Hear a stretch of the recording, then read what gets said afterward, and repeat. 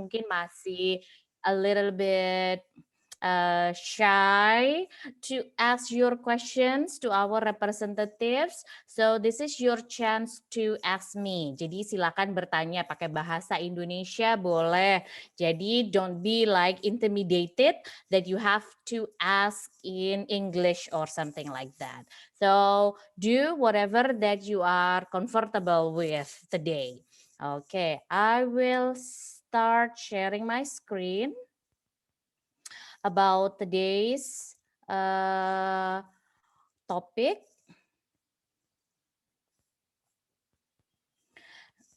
Okay. So our last or third part of this series, the Global Writing Clinic series on writing statement of purpose, atau misalnya ada yang kemarin bilang personal statement. Jadi they are little bit the same actually for higher universities atau graduate program application. Okay. But now we are going to focus on the closing parts. Jadi kenapa nggak dibahas bagian tengahnya atau bagian kontennya? Because those are the ones that you know. Itu yang paling tahu adalah Anda. Biasanya di bagian konten adalah kenapa Anda mau apply, kenapa program ini, apa yang mau Anda lakukan di program ini, apa yang ingin Anda dapatkan dari program ini, bagaimana program ini akan membantu Anda achieve that goal gitu setelah Anda menyelesaikan studi ataupun getting your degree. Okay, so why is the closing statement important? Jadi kalau kemarin sudah dibahas secara keseluruhan plus juga introduction-nya atau opening-nya. So we need to also close our statement of purpose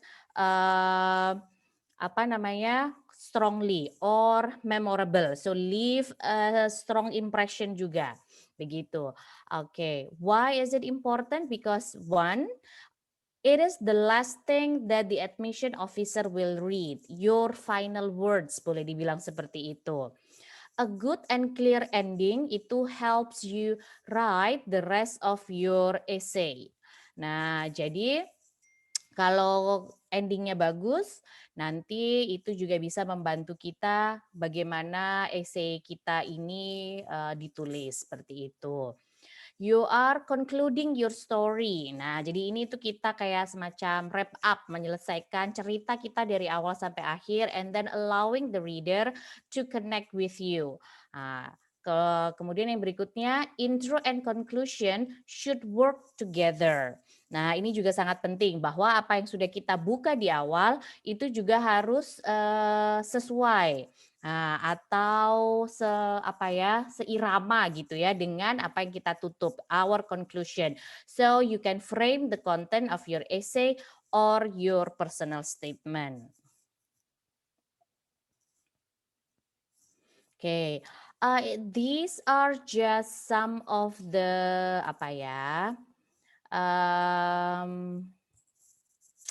methods or ways of concluding or closing your essay.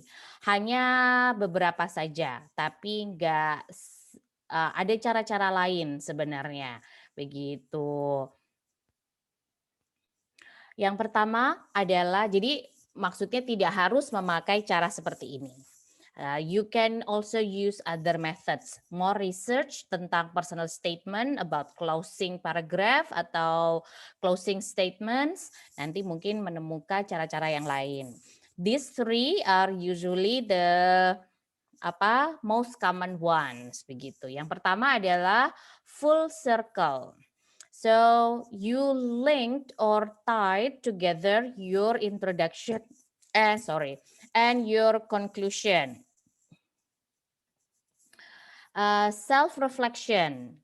This is di paragraf closing yang ini, kalau memakai self-reflection, you put skills that you have learned, attributes or qualities that you possess, and then what you have overcome. Apa yang saja yang sudah berhasil Anda lalui selama ini. And then or another way adalah address the college. Nah, how will you fit in? Jadi bagaimana program dan universitas ini cocok untuk Anda? How will school or program help you grow? Bagaimana program atau universitas ini membantu Anda tumbuh, mencapai goal that you want to achieve di konten tersebut atau di bagian tengahnya, ya kan? How will you make an impact on campus community? Nah, ini juga bisa ditulis impact on campus community karena seperti dibilang dari awal, jadi kalau apply ke graduate program itu kayak semacam perjodohan ya. Tidak hanya Anda yang harus cocok tapi vice versa. Bagaimana universitas juga sebenarnya cocok dengan Anda. And then how you being yourself with all your background, all your knowledge and experience itu akan membawa benefit apa ke kampus begitu. Okay. So these are the 3 methods or ways how you can kind of conclude or close your essay. Nah, coba dibaca dulu. So I'm giving you an example of a closing paragraph. Ini adalah contoh 1. Saya berikan waktu mungkin like 2 minutes untuk membaca. Kemudian nanti saya berikan contoh yang kedua. Jadi silahkan, I'm going to give you like a 2 minutes. Kenapa contohnya nggak banyak-banyak? Ini untuk bahan diskusi karena again, we don't want you to feel kind of trapped. Kemudian mengcopy contoh ini, enggak, karena banyak hal yang harus Anda pertimbangkan dan tidak selalu contoh-contoh ini adalah yang paling tepat untuk Anda. But this can give you an ideas to start writing your personal statement or essay. Okay, I'm going to stop speaking for 2 minutes to give you chance to read ya.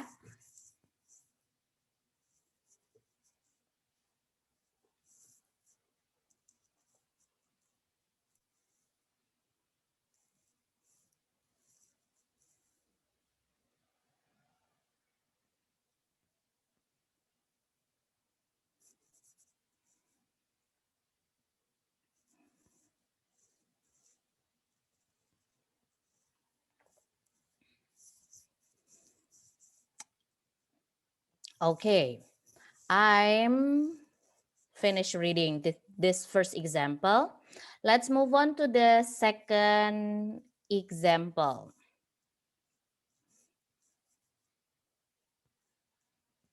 CWU di sini adalah Central Washington University ya. Jadi ini dari universitas yang sama ceritanya.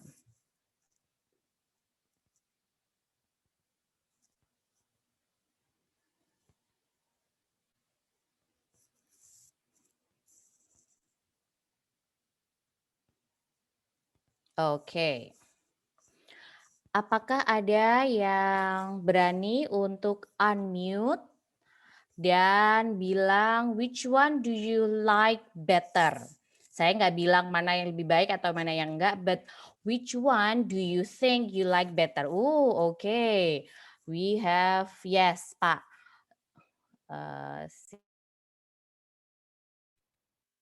Okay. Maaf dengan Bapak siapa? Karena ini kalau saya jadi speaker, saya nggak bisa baca namanya dengan lengkap. Yes, my name is Ejo. Oh, okay, yes. Silakan. Which one do you think? Which one do you like better? Yang mana menurut Anda yang Anda lebih suka? The first example or the second example?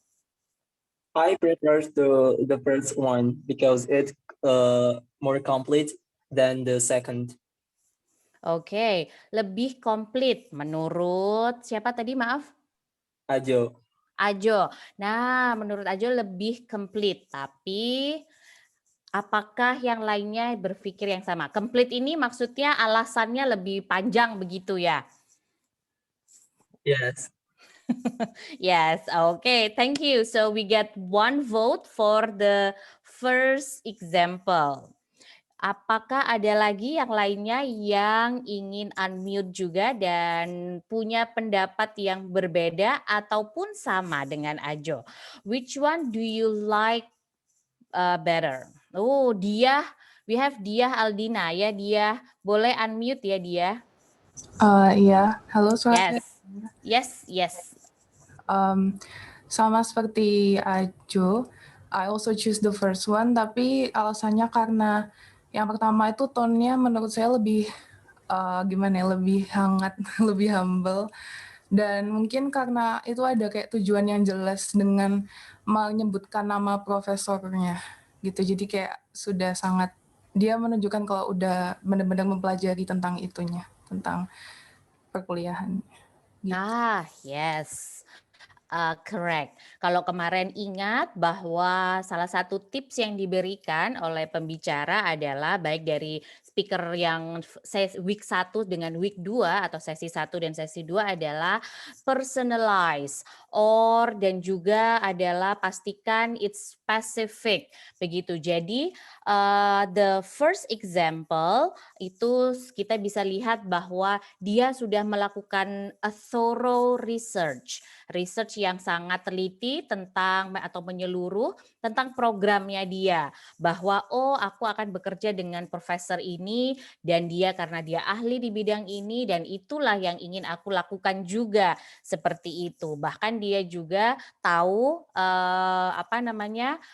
bagaimana harapan dia tentang program ini. Jadi technological skills in a research oriented environment itu adalah harapannya dia yang akan dia hadapi atau dapatkan kalau dia masuk ke program ini gitu. Ada yang mau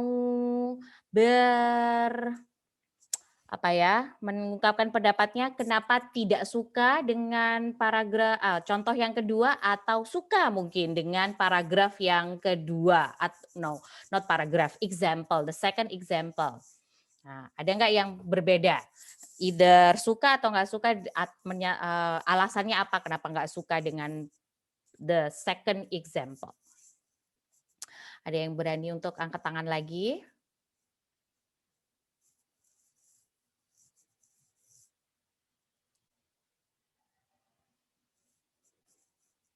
Why you don't like second example for instance, or why actually you like this second closure atau closing statements?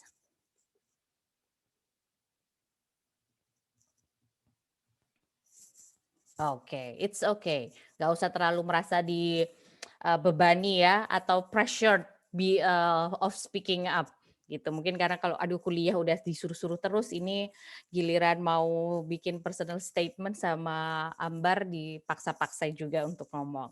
That's fine. This is the end of the week. I know Friday, so everyone probably kind of like preparing themselves for weekend ya. Oke. Ya, so itu tadi yang kita bisa lihat. Which statements are stronger, which statements are memorable gitu buat reader, I mean, not speaker. Okay. Next, nah, these are things that I hope you won't do when you write your essay. The first, kemarin tuh juga diulang-ulang terus nih sama speaker yang lain. Wrong college name. Jadi nama program. Atau misalnya kalau mau menyebut nanti akan mendapatkan gelar apa setelah lulus dari program itu, jangan sampai salah. Ataupun nama universitasnya salah. Banyak sekali universitas di Amerika Serikat itu namanya mirip-mirip. Seperti contoh week 1, our speakers itu dari 2 universitas yang ada di kota yang sama. Satunya San Francisco State University, satunya University of San Francisco. Jadi jangan sampai salah. Atau misalnya karena kita kebanyakan students tidak hanya apply ke satu program atau ke satu universitas saja. A lot of students are applying at the same time to several programs, to several universities. So, maunya copy paste aja. Sehingga kemudian ada yang lupa diganti nama sekolahnya atau nama programnya. End in quote, mengakhiri dengan sebuah quotation. This is overuse kalau menurut saya. Apalagi kalau quote ini tidak ada hubungannya dengan apa yang ingin kita lakukan, terutama di bagian konten. Apa yang ingin kita lakukan, apa yang ingin kita capai, what we're going to do with this degree, seperti itu. RBG ini Ruth Bader Ginsburg ya, jadi salah satu hakim tinggi di Amerika Serikat. Nah, jadi too cliche, kenapa tidak end in quote. Jadi make it your own. Use stock phrases. Nah, atau kata-kata yang populer yang terlalu sering, misalnya. As I stated, I want to study physics and want one day work for NASA and study space. Nah, jadi ini terlalu general, harusnya lebih detail seperti contoh yang pertama tadi. Restate your essay, jadi ini adalah bagian penutupan, jadi tidak perlu diulang lagi apa yang sudah Anda katakan gitu di essay Anda. Itu tie in to the last tips bahwa do not add new information. Kembali lagi, this is your last paragraph. If you have something important to say, you have to say it in your content, bukan di paragraf yang terakhir atau di closing. So these are tips in general ya. I'm going to also give you like a general advice, but these some of the tips for closing, yaitu again, always show your enthusiasm or your positivity bahwa yes, this is the program that you want. You are confident that by joining this program, you will succeed and achieve your goal. Oke, berikutnya do not summarize. Nah, ini summary juga bagian penutup ini bukan semacam summary, begitu. Keep it short usually. Avoid long quotes, make it memorable. Again, get feedback. Feedback ini bisa berlaku untuk semua bagian ya, tidak hanya closing saja. Avoid phrases like in conclusion, in summary, the point of this essay is. Nah, itu tadi kayak tadi stock phrases. Nah, jadi bagaimana kita menutup sesuatu tanpa memakai kata-kata bahasa Inggris atau this English phrases yang sudah terlalu umum ini. Leave the reader wanting more. A lot of universities will have an interview misalnya. Jadi kalau esainya sangat menarik, mungkin dia akan mengundang Anda untuk interview kalau memang ada salah satu persyaratannya. Edit or proofread, balik lagi bahwa tidak bisa ditulis sempurna dalam satu kali in one try. So usually you have to reread it, you rewrite it, yaitu edit. Kemudian probably you have to read it to other people. Jadi minta feedback dari orang lain, di proofread. Do not write with assumption of acceptance. Jadi kayaknya speaker yang kedua bilang jangan terlalu do not brag. Jadi bahwa pasti akan ini. Tadi kan ada bagian juga how you will contribute. Jadi contribute Anda itu jangan dianggap maksudnya bahwa oh ya, this university will be so lucky to have me as one of their students, misalnya gitu.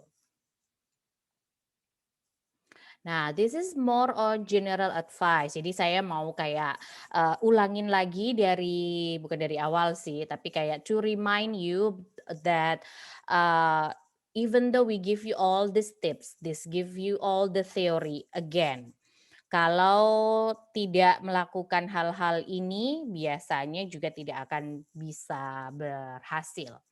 The first is because this is the most common mistake, biasanya adalah tidak mengikuti instruksi. So the first that I would suggest to all students yang konsultasi essay mereka ke Education USA adalah study the instructions first, study the prompts. Jadi misalnya these prompts or instructions are taken from Fulbright Scholarship. Instruksinya tidak berubah di bagian personal statement sejak dari I don't know the last decade probably ya, dari 10 tahun terakhir ini instruksinya itu tidak berubah. Yang pertama, on a separate sheet of paper. Jadi ingat, instruksinya yang pertama adalah ada separate, jadi jangan jadikan satu dengan nulis di bagian formulir atau di aplikasi. Yang berikutnya adalah separate document in PDF format. Jadi kalau memang nanti elektronik, jadi dalam versi PDF. In a narrative statement. Nah, jadi ini adalah sebuah narasi, bukan bullet point misalnya atau bahkan dalam bentuk PowerPoint. Do not exceed one page, single space. Nah, harus diperhatikan. Tiap pemberi beasiswa, tiap universitas will have a different instructions on this. Ada yang misalnya kalau LPDP itu ada word count, berapa halaman ya atau berapa kata bukan halaman yang harus ditulis di sini. Nah, kalau Fulbright dia tidak memakai word count, dia memakai one page. Jadi kalau sudah menulis kemudian lebih dari satu halaman, so you have to edit, dilihat lagi, di-curate lagi bagaimana menjadikannya dia one page. Karena merasa bahwa tapi I have so many things to say atau there's so many things that I want to show to the reader gitu. Unfortunately, no. Jadi do not exceed one page and single space gitu. Oh, tapi kalau di sini nggak ditulis fontnya berapa. Nah, use your own judgment. Kira-kira font berapa ya yang satu tidak melelahkan untuk reader membacanya. Dua, mereka masih comfortable dan jadi kita karena ingin memasukkan so many facts about ourselves and so many information about ourselves, kemudian nanti fontnya kita bikin ukurannya jadi 8 misalnya. Nah, jadi itu pun juga harus kita memakai our own judgment gitu. It should not be a mere listing of facts. Jadi tidak hanya berupa fakta-fakta saja. Makanya dia bilang a narrative. Jadi sebuah cerita sebenarnya. Dan kemudian yang harus dijawab di essay Anda adalah one, it should include information about your education. Oh, your education ini not only merely about misalnya, oh I graduated from Erlangga University with my bachelor degree-nya. Misalnya saya sarjana sastra tahun segini. No, tapi what you have gained during that, what events or why you want to continue to master's degree or to PhD dari pengalaman pendidikan Anda sebelumnya. Practical experience, jadi pengalaman apa saja yang misalnya Anda dapatkan yang lead to this decision to continue your study. Your special interest, jadi misalnya nanti adalah interest untuk mau penelitian tentang apa, what you want to research on. Nah, and your career plan seperti tadi. And then what you want to do, what you want to achieve after you finish your program or get your degree. Nah, and again, the next one, describe any significant factors that have influenced your educational or professional development. Nah, jadi kalau misalnya memang pernah terlibat dalam sebuah research atau pernah membaca sesuatu atau ada event tertentu selama Anda S1 atau S2, itu yang akhirnya bisa influence bahwa you grow, or you decide to do something more, or you decide to research more on this particular field. Comment on the number of years of practical experience already completed in the field in which academic work will be done in the US. Jadi misalnya sudah meneliti tentang hal ini di 3 tahun terakhir ini misalnya, dengan terlibat dalam penelitian dengan si A, si B, sudah mengeluarkan tertentu jurnal atau penelitian hasil penelitian studi tertentu. Nah, itu you can also say that. Do not mention kalau Fulbright memang do not mention specific universities at which you like to study. Tapi bukan berarti terus bisa sangat general, tidak. Kalau tips saya yang mau apply Fulbright adalah tidak usah menyebutkan nama atau profesor tertentu seperti contoh kita, but you have to write like a specific ilmu apa, mungkin ada knowledge apa. Biasanya kalau Anda lihat di website universitas di Amerika Serikat tuh nanti akan ada yang namanya silabusnya, bisa dilihat. Jadi untuk lulus di jurusan ini itu harus menyelesaikan mata kuliah apa saja, ini pilihannya, ini mata kuliah wajibnya, semacam itu, dan itu akan bisa ditulis atau mereka juga biasanya menulis lulusan dari program ini akan mempunyai skill seperti apa atau lulusannya akan seperti apa. That you can write, menurut saya itu. Jadi biarpun tidak menulis spesifik profesor ataupun universitasnya.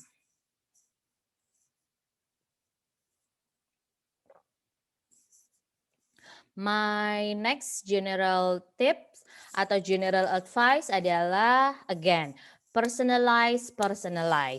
Jadi kalaupun melamar ke beberapa universitas, pastikan bahwa again you take a look your essay and make it more personalized towards that particular universities. Jadi jangan tulis semuanya sama, kemudian tinggal ganti nama universitasnya aja. Take times, biarpun tidak semuanya ditulis dari awal, pastinya begitu. To customize your essay to fit each university. Nah, ini kan ketahuan sih, jadi kalau essay-nya ini apakah copy paste atau tidak. Again, proofread. I don't think I can say this enough.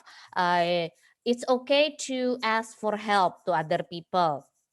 Bisa ke dosen yang mengerti terutama tentang konten penelitian ataupun bidang yang akan Anda kerjakan, bisa ke teman, bisa ke colleagues, bisa ke Education USA. Kalau Education USA pasti lebih kepada general feedback on the essay itself. Jadi apakah sudah baik flow-nya, karena kalau tentang research-nya sendiri atau tentang that particular field pasti kami tidak punya pengetahuan yang mendalam tentang itu. Begitu. Nah, so this is our website. Jadi bisa ke website kita kalau if you need more information on US higher education. This is my email and my contact information. Jadi kalau during this pandemics, unfortunately we are still working from home or working remotely. We haven't offered any in-person consultation. So all one-on-one consultation or even group consultations are done virtually. Jadi nanti bisa lewat Google Meet atau Zoom seperti ini. Bisa janjian dulu lewat email kapan mau ketemunya. And this is our Instagram handle, our Instagram account. Banyak event virtual yang akan kita adakan kayaknya untuk masih beberapa bulan ke depan ataupun nanti kalau sudah selesai kita juga memberikan updates informasi tentang beasiswa misalnya di Instagram kita, atau kita memberikan general information or tips on applying to US universities gitu. I'm going to stop share my screen and I would love to get questions. Jadi pertanyaan, boleh langsung di unmute, raise hand, kemudian unmute, atau misalnya mau tulis di chat box juga boleh. So if you still have questions even from our first session, jadi kalau ada pertanyaan dari sesi yang pertama tentang cara apply ke universitas di Amerika Serikat, ataupun yang spesifik tentang personal statement atau statement of purpose, this is your chance to ask me. Kalau yang ke waktu itu belum terjawab atau misalnya waktu itu masih hesitant untuk tanya gitu. So yeah. Looking forward to your questions. Ada yang mau unmute? Yes. Pak Ajo lagi. Yes, Pak. Silahkan. How can I help you? Yeah, okay, thank you, Mrs. Amber. Okay, ma'am, I want to ask a question about this. I have ever got an advice. If you want to apply to a university that you want to study there, we can send an email to the university. But okay, I will say in Indonesia. Jadi ada saran dari beberapa orang waktu itu yang pernah saya temu sebagai mentor, kalau minat di universitas tertentu itu coba cari infonya itu selain cari di website itu hubungin lewat email seperti itu. Dan nanti di universitas tertentu itu juga menyediakan beberapa beasiswa, nggak harus lewat beasiswa LPDP, Fulbright dan lain-lainnya. Bisa saja universitas tertentu itu menyediakan beasiswa khusus seperti itu. Nah, untuk hal-hal seperti itu, tips-tipsnya bagaimana ya, Ma'am? Apa perlu membuat CV lengkap macam-macam, offering macam-macam, sampai beberapa file PDF terus kirim lewat email atau bagaimana gitu? Okay, very good question from Ajo. There are two types of email that you can send. Jadi ada dua email. Perlu diketahui bahwa universitas di Amerika Serikat atau program itu kan kita bisa email satu tentang program dan admissionnya. Karena ini kita berbicara yang kedua, karena kita berbicara tentang graduate study, yaitu master atau PhD, di mana biasanya terutama PhD adalah research and you need a potential research supervisor. Nah, jadi ada email yang bisa kita kirim juga ke spesifik profesor untuk menjadi research supervisor kita. So there are two types. Yang pertama kepada petugas penerimaan kita sebutnya, atau bahasa Inggrisnya adalah the admission office. Nah, pastikan email yang kita kirim ke dia, satu adalah informasi yang tidak ada di website universitas. Jadi misalnya, do not ask about general questions or general information, general requirement for application misalnya. Jadi kayak misalnya, oke, TOEFL-nya berapa ya minimal? No. So if you cannot find a certain information on how to apply, you can email them gitu. Karena biasanya website itu sudah sangat lengkap. But if you are struggling, you don't see any information on that, then you can ask. Nah, contohnya salah satu yang bisa ditanyakan adalah tadi specific scholarship or financial aid kita sebutnya, bantuan keuangan for Indonesian student misalnya, kalau kita mau lebih spesifik lagi. Misalnya sebagai research assistant atau teaching assistant. Nah, jadi TA atau jadi RA. Jadi itu adalah kayak employment di kampus, tapi juga dapat gaji dan juga dapat pengurangan uang sekolah biasanya. Bisa berapa banyak itu sangat tergantung. Yang kedua, ini I highly recommend if you have done this after you did a thorough research and tentang program di universitas ini. Contohnya, terutama yang PhD sih, ini mungkin sangat penting dilakukan, yaitu email ke profesor. Nah, seperti tadi kalau di contoh yang pertama ada dokter siapa gitu kan. Nah, kemudian Anda mau apply ke dia. Nah, karena kalau PhD itu kan juga jumlah mahasiswanya sangat sedikit ya kan. Jadi dan mereka harus memastikan bahwa ada calon dosen calon atau ada profesor atau dosen di sana yang memang bisa punya kapasitas menjadi supervisor untuk bidang atau research interest Anda. Jadi yang ini adalah email ke profesor dan sayangnya ini kadang-kadang ada yang dibalas, ada yang enggak. Nah, jadi memang harus email ke beberapa profesor yang memang research interest-nya sesuai dengan yang Anda mau. Jadi bisa bilang bahwa Dear Dr. something something. Kemudian I am atau planning to apply to the graduate program of lalalala di Universitas X misalnya. And dia mengajar di program dan di universitas itu.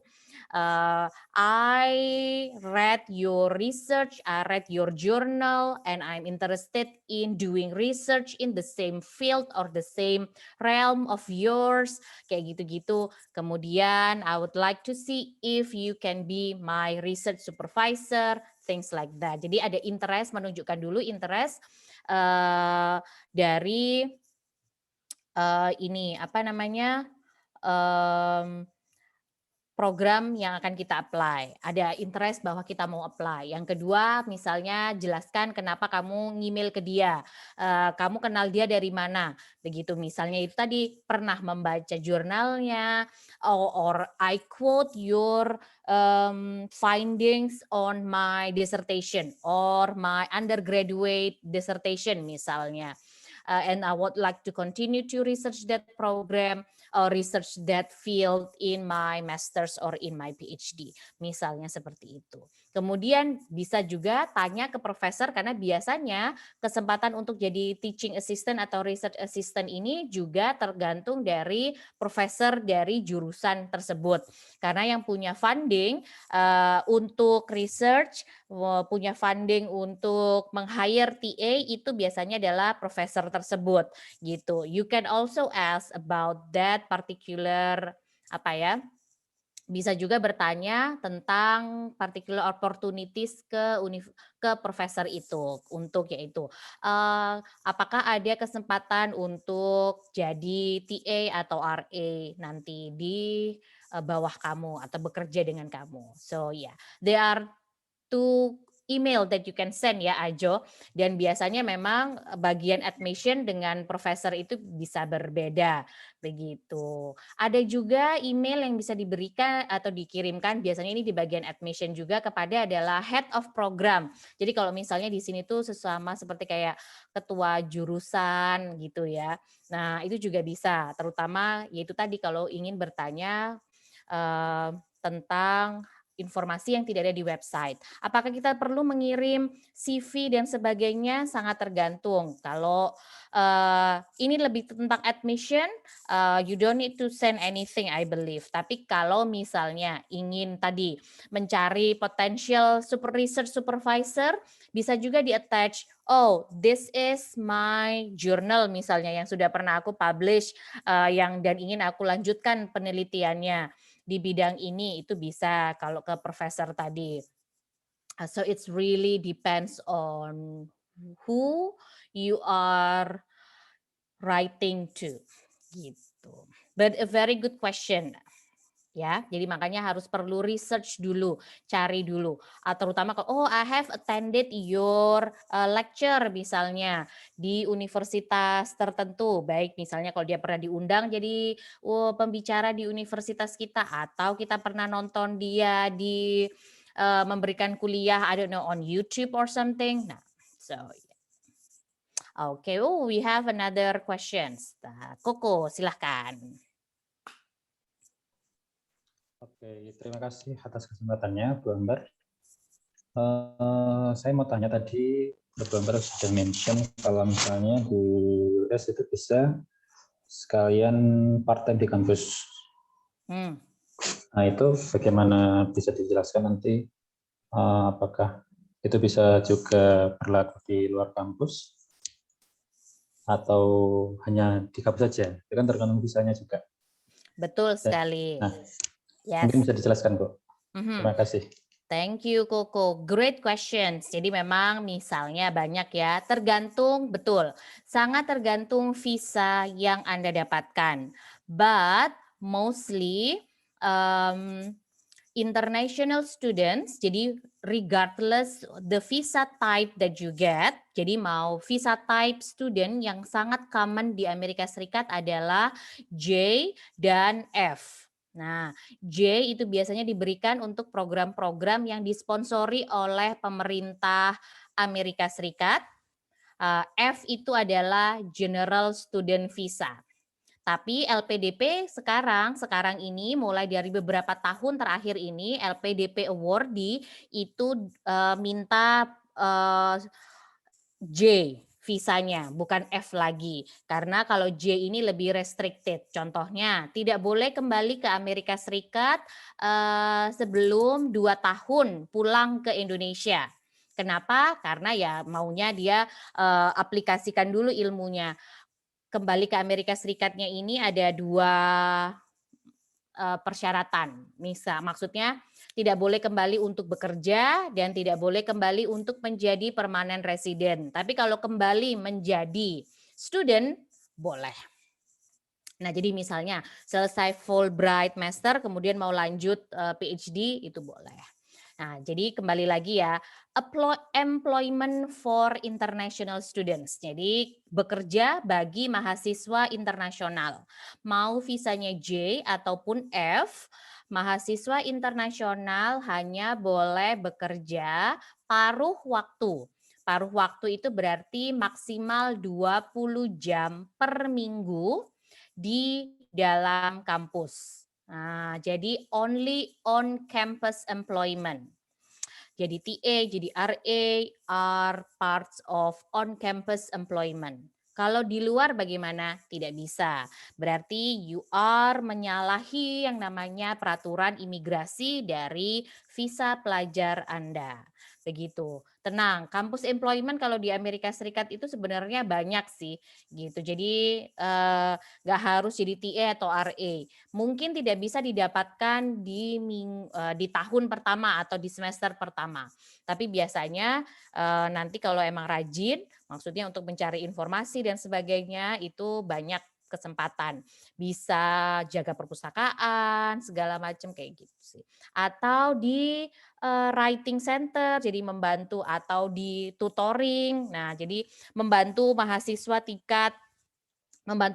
lain atau yang di tingkat sebelumnya bisa membantu mereka menulis esai karena kan pasti banyak ya tugas-tugas menulis kalau di perkuliahan atau bahkan misalnya tutoring. Jadi Anda jago nih matematika atau kalkulusnya, bisa membantu anak S1 misalnya yang struggling di perkuliahan itu. Nah, jadi di Amerika Serikat itu di universitas itu banyak kayak tutoring gitu. Jadi tutornya dibayar oleh kampus. Jadi itu kayak services yang diberikan kepada mahasiswa.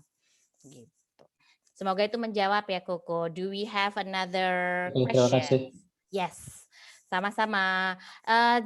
Kalau Anda mendapatkan beasiswa dari pemerintah Amerika Serikat, Fulbright, atau LPDP, atau beasiswa apapun, tolong dipastikan terms and conditions-nya juga pasti ya. Itu kan tadi general persyaratan atau peraturan imigrasi secara general. Tapi coba dilihat lagi kalau misalnya dapat LPDP, apakah boleh ada pekerjaan di kampus, boleh bekerja atau enggak, atau dapat beasiswa lain tambahan. Nah, itu tuh harus dicek ke masing-masing pemberi beasiswanya nanti ya. Gitu. Oke, do we have other questions? Karena kita masih punya waktu. Oke, ada pertanyaan lain kah? You can unmute yourself or you can type in your questions on the chat box. Boleh unmute atau nulis di chat box aja. Bisa tentang personal statement or tentang aplikasi ke universitas di Amerika Serikat. Saya tulis my email again, jadi nanti kalau yang mau lanjut konsultasi one-on-one, konsultasi sendiri, lagi bisa janjian lewat email dulu. Nanti kita bisa janjian pakai Zoom or Meet seperti ini.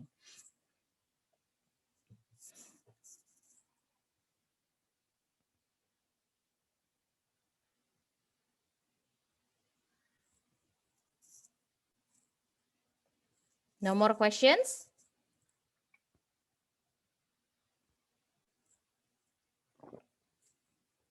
Baik, Bu Ambar, ini luar biasa sekali karena teman-teman ini sangat intens ya.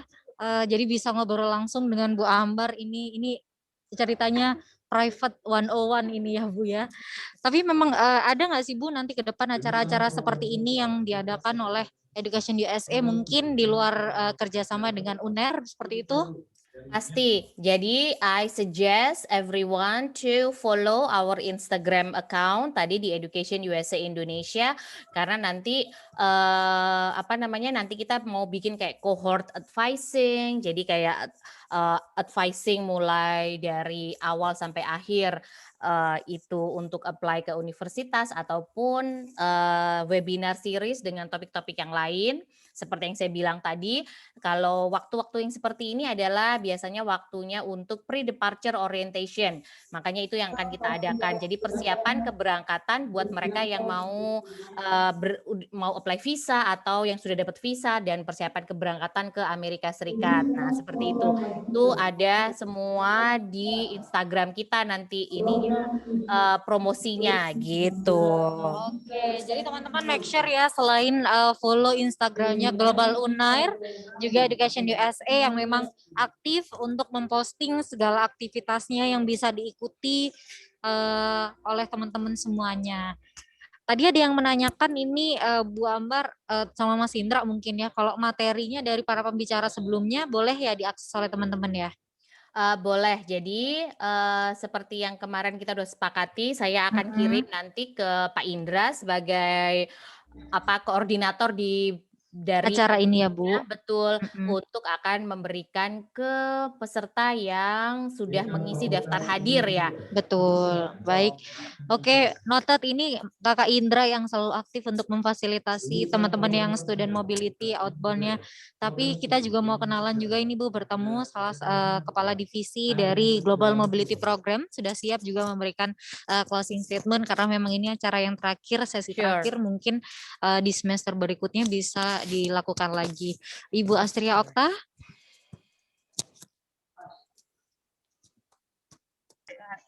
Baik, ini Bu Astria juga mendua ini ceritanya Bu. Halo, karena habis dari ada acara fakultas juga, ada acara ke fakultas-fakultas. I know, but that's the beauty of working remotely or virtual events. Betul, ya. Ibu. We can like online from everywhere actually. Ya betul. Cuman ini semoga Astria nggak nyetir aja ya. Like, enggak, drive Mbak. safe. Lagi nggak nyetir. Iya, terima kasih banyak Mbak Ambar. Aduh, saya ngerasa nggak enak nih kondisinya kayak gini. Terima kasih banyak untuk kerjasama dari Education USA dengan AGE mengadakan Global Writing Clinic. Ini pertama kalinya sepertinya kita buat series ya Mbak Ambar ya. Mudah-mudahan kita semester depan bisa mengagendakan lagi. Saya berharap teman-teman yang berpartisipasi hari ini maupun yang sudah ikut dari hari week 1 sehingga series dari kegiatan minggu pertama, kedua, dan ketiga mendapatkan banyak manfaat. Terutama mungkin ada yang sudah berencana untuk studi lanjut, S2 di luar, maupun yang mau exchange, karena sekarang pun exchange juga persyaratannya ada yang pembuatan esai atau motivation letter ya Mbak Ambar. Jadi mungkin bisa berlatih dari kegiatan workshop semacam ini. Untuk itu kami terima kasih banyak dari AGE untuk kerjasama dengan Education perwakilan dari universitas yang sudah berpartisipasi di minggu-minggu sebelumnya. Kita bisa buat lagi lah yang serupa ya Mbak Ambar ya. Mungkin Betul. dari saya. Yes, I agree about that exchange programs karena kan selain dari pemerintah Amerika Serikat yaitu exchange yang di Global Undergraduate, sekarang tuh juga ada IISMA ya kan yang dari Kementerian Pendidikan dan Kebudayaan dan jadi panjang ya sekarang namanya soalnya ya. Kemendikbudristek gitu deh. Kemendikbudristek betul. Nah, so this personal statement is your time to show why you are the best fit for this program gitu. Siap. Mungkin sekian dari saya Mbak Viro. Baik, berbagi. terima kasih Mbak Astria. Mungkin sebelum turn off the video kita capturing together ya. Ini last Siap. session. Boleh teman-teman yang lainnya kalau mau turning on kamera, mau lihat senyum manisnya semuanya boleh ya. Terlihatkan. Oke. Ya, boleh siap-siap ya. In 3, 2, 1. Jepret lagi. Akhirnya bisa terlihat ini wajah-wajah cantiknya, wajah-wajah gantengnya dari para peserta hari ini. Terima kasih sekali Bu Ambar sekali lagi. Thank you so much untuk teman-teman. Saya percaya yang hadir hari ini, yang hadir di sesi sebelumnya dan sesi sebelumnya lagi merupakan calon-calon yang sukses ya karena rela meluangkan waktunya. Ada effort-effort lagi yang disiapkan untuk mengikuti program-program exchange yang lainnya. Sekali terima kasih untuk peserta. Untuk yang belum absensi, sekali lagi mohon izin bisa isi absen dulu ya. Isi absen sehingga nanti tim AGE bisa mengirimkan materinya ke emailnya teman-teman. Jadi seperti itu ya. Email Bu Ambar juga disampaikan di kolom chat teman-teman. Jadi feel free untuk bisa konsultasi ke beliau langsung seperti yang beliau sampaikan tadi. Beliau sangat terbuka. Terima kasih sekali. Stay safe everyone. Sekali lagi Bu Ambar terima kasih banyak. Semoga sehat selalu bersama tim Education USA juga. Terima kasih untuk Bu Astria yang sudah menyempatkan memberikan closing statement. Mas Indra sebagai koordinator acara. Terima kasih. Thank you so much. Stay safe semuanya. Selamat sore. Wassalamualaikum warahmatullahi wabarakatuh. Waalaikumsalam. Waalaikumsalam. Bye everyone. Thank you. Thank you Pak Bye. Indra. Thank you Thank so you. much for your participation. Ya. Terima Terima kasih Bu Ambar. Ya, sama-sama Pak. Semoga kita bisa ketemu ya nanti kalau nggak pandemi. Ya, Bu. Jadi kerjasamanya nggak cuma virtual. Jadi untuk yang communication siap, ditunggu ya Mbak undangan kita. iya Astria betul. Kita udah lama nih nggak ketemu juga nih. Siap Bye. Mbak. Happy weekend Stay safe, Mbak. everyone. Gitu.